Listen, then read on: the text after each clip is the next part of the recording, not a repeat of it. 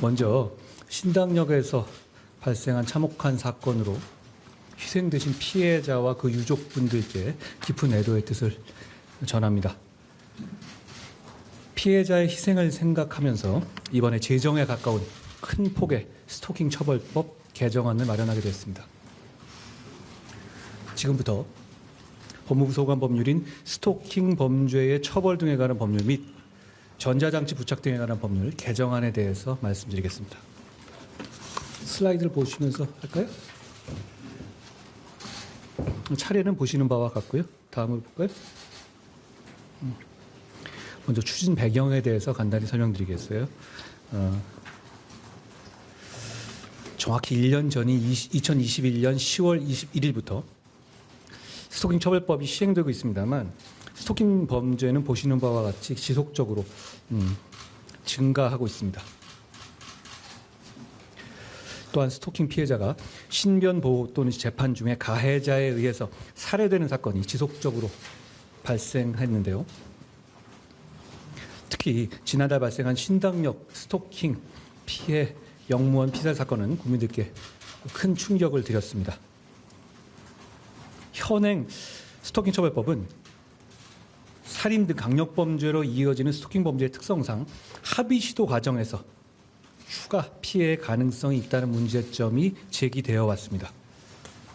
앞서 말씀드린 신당역 스토킹 피살 사건의 가해자 역시 피해자가 합의해 주지 않는 것에 앙심을 품고 보복성 범행을 저지른 것으로 드러났습니다. 이에 따라서 반의사불벌죄를 폐지하고 피해자 보호를 강화하기 위한 제도를 도입하는 등 현행 스토킹 처벌법의 제정 수준의 전면적 개선이 필요하다고 생각합니다. 다음으로 저희가 준비한 스토킹 처벌법의 개정안의 주요 내용에 대해서 설명드리겠습니다. 반의사불벌죄 조항을 삭제하겠습니다. 현재 단순 스토킹 범죄의 경우 피해자의 의사에 반하여 공소를 제기할 수 없도록 규정되어 있습니다.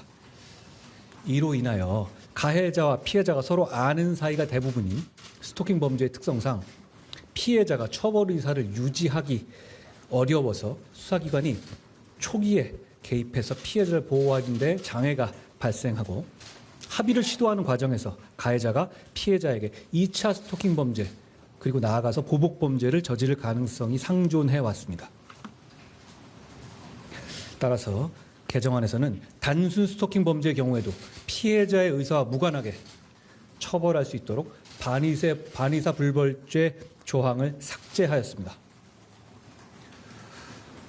과거의 법무부는 스토킹 처벌법 재개정 논의 시에 반의사 불벌죄의 폐지에 대해서 사실상 반대하는 입장이었습니다. 그러나 1년간의 법 시행 경과 및 사회적 공감대를 반영해서 반의사 불벌죄를 폐지하도록 입장을 바꾼 것입니다. 독일과 일본의 경우에도 스토킹 범죄를 처음에는 이렇게 친고죄나 반의사 불벌죄로 규정했다가 법 시행 과정에서 그 조항을 삭제한 바 있습니다. 다음으로 온라인 스토킹을 스토킹 유형에 추가해서 처벌을 확대하겠습니다. 현행 온라인 스토킹 행위는 피해자 본인에게 도달하는 경우를 요건을 하고 있습니다. 그러니까 본인에게 문자라든가 메시지가 도달하는 경우만 스토킹으로 보고 있는 것이죠. 피해자 아닌 제3자나 불특정 다수인을 상대로 한 온라인 스토킹에 대해서는 처벌이 공백이 있어 왔습니다. 즉 현재 스토킹 처벌법에서는 정보통신망을 이용해서 피해자에게 직접 글과 영상을 도달하게 하는 행위만을 처벌하고 있는데 제3자에게 피해자의 개인정보를 수집해서 배포하는 등 온라인을 통한 사생활 침해 행위에 대해서 처벌을 확대하겠다는 겁니다. 예를 들어서 동창생의 이름과 나의 사진을 SNS에 개설된 소위 적절한 용어는 아닙니다만 지인 능욕방이라고 하지 않습니까? 그런 방에서 피해자의 인격을 파괴하는 게시물을 유포하는 경우, 그래서 상대방에게 모욕감을 주는 게시물을 양산하고 그것을 널리 유포하는 경우에는 피해자를 직접 상대방으로 해서 하는 국지적인 스토킹보다 오히려 더 심각한 피해를 야기할 수 있습니다. 이런 소위 지인 능욕방과 같은 온라인 스토킹 범죄는 지금 사회적 문제가 되고 있는 제2N번방과 같은 성착취 범죄의 시초로서 실제로 그 사건에서는 사건의 시초 자체가 이런 정도의 방으로서 출발된 것으로 확인되고 있습니다. 다른 중대 범죄로도 이어질 수 있기 때문에 엄단할 필요가 있다고 보는 것입니다.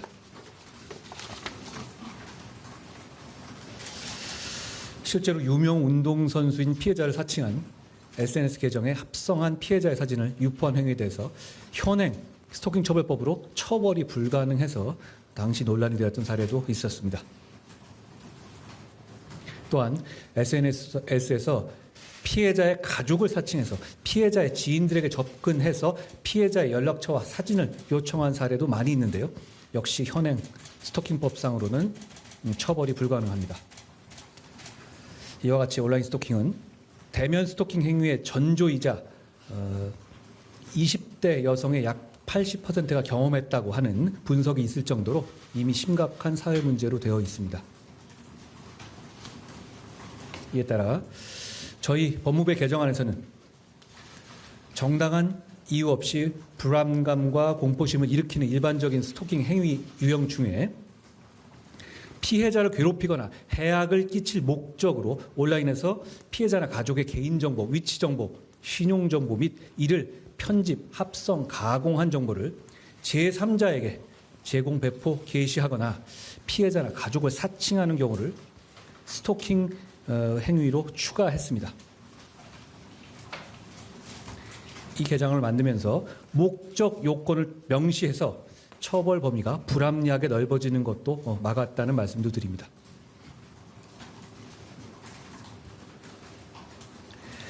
주요 선진국 역시 온라인 스토킹 행위를 처벌하고 있습니다. 저희가 처음이 아니라는 이야기입니다. 미국의 일리노이주는 온라인으로 피해자를 괴롭히는 내용의 개인정보를 배포한 행위를 1년 이상 3년 이하의 징역으로 처벌하고 있습니다. 미국의 캘리포니아주는 온라인으로 개인정보 또는 상대방에 대한 불법 행위를 유발할 수 있는 메시지를 배포하는 행위를 1년 이하의 징역형 또는 벌금으로 처벌하고 있고, 독일은 피해자 등의 데이터를 반복적으로 탐지, 취득하여 생활에 현저한 지장을 초래할 우려가 있는 행위를 하는 것을 3년 이하의 징역형 또는 벌금으로 처벌하고 있습니다. 온라인 스토킹에 대해서 말씀드렸고요. 다음으로 잠정 조치로 가해자에 대한 위치 추적, 전자장치 부착을 신설하겠습니다. 현행법상의 잠정 조치로 가해자의 피해자에 대한 접근 금지를 명할 수는 있었습니다. 다만 가해자가 피해자에게 접근한지 여부를 사전에 확인하기는 어려워서 이를 어기고 강력범죄로 이어지는 피해 사례가 속출하고 있습니다. 그동안에는 피해자가 동의하면 신변 보호의 수단으로 스마트워치를 지급하거나 하는 방식은 있었습니다만 정작 가해자에 대해서는 잠정 조치로서 위치 추적을 할 수 있는 제도적 장치가 없었습니다. 이에 저희 개정안은 접근 금지의 실효성을 제고하기 위해서 잠정 조치에 가해자에 대한 위치 추적 전자장치 부착을 도입해서 가해자의 피해자에 대한 접근 여부를 실시간으로 감시할 수 있도록 했습니다. 그러니까 가해자에게 위치 추적을 할 수 있는 조치를 제도적 조치를 마련하는 겁니다.